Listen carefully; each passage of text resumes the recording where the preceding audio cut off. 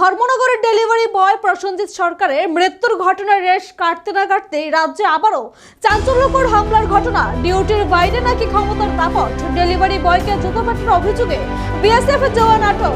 এবার নারায়ণপুর বাজারে প্রকাশ্যে এক ডেলিভারি বয়কে জুতো পেটা ও বেধড়ক মারধরের অভিযোগ উঠল এক বিএসএফ জওয়ানের বিরুদ্ধে। ঘটনাটি ঘটেছে আগরতলা এয়ারপোর্ট থানার অন্তর্গত নারায়ণপুর বাজার এলাকায়। প্রত্যক্ষদর্শীদের দাবি, সামান্য বিবাদ থেকেই হঠাৎ আক্রমণ চালায় অভিযুক্ত রূপম সাহা। প্রকাশ্যে রাস্তায় ডেলিভারি বয়কে জুতো দিয়ে মারধর করা হয় বলে অভিযোগ। ঘটনার খবর পেয়ে দ্রুত ঘটনাস্থলে পৌঁছায় এয়ারপোর্ট থানার পুলিশ। অভিযুক্তকে আটক করে থানায় নিয়ে যাওয়া হয়েছে। এই ঘটনার পর ফের রাজ্যে আইন শৃঙ্খলা নিয়ে উঠছে একাধিক প্রশ্ন। তদন্ত শুরু করেছে পুলিশ। খতিয়ে দেখা হচ্ছে ঘটনার সমস্ত দিক।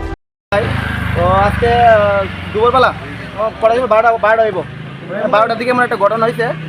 তো পার্সেল নিয়ে গেছে নারায়ণপুর বাজারে এরিয়াতে, ঠিক আছে। ফোন করতে এরে কাস্টমারে ফোন করতে ফোন ধরে না, ফোন ধরে না তে মানে এই সাইডের থেকে আরেকটা সাইডে গেছে। তোর কইছে তো স্যার আমি তো এখান থেকে আয় পড়ছি, আমি পরে দিমু পার্সেলটা বা কালকে দিমু। তো না अभी पार्सल देने देके जाना है, नहीं तो तेरे को किसका क्या बकस हिंदी था मादार चोर गाली बकस गाली टाली দিতে পরে দেখি তো করছে এই মানুষটা হের পিছে ধাওয়া করছে।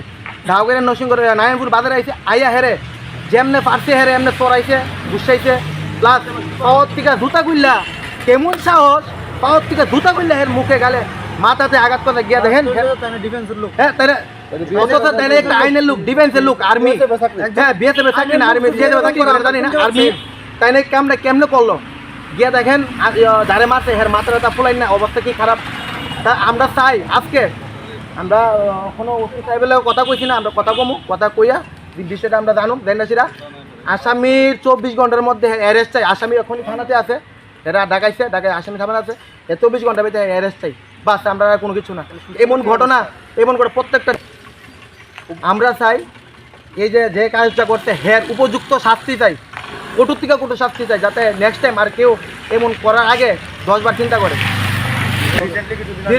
রিসেন্টলি আপনারা জানেন প্রসেনজিৎ সরকার এই মন্তর একটা ব্যবহার হয়েছে, এরা এইভাবে মারধর করছে, যার কারণে ছেলেটা আজকের এই অবস্থা, এর মৃত্যু হয়েছে।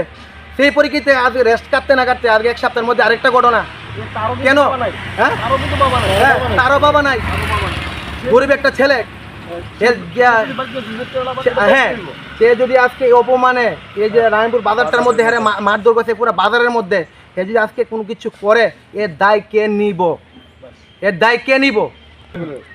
আমরা একটাই দাবি, প্রশাসন আর সরকারের কাছে একটাই দাবি, আহ্বান যে আমরা ডেলিভারি বয়ের আর সুরক্ষা লাগবো ইমিডিয়েটলি।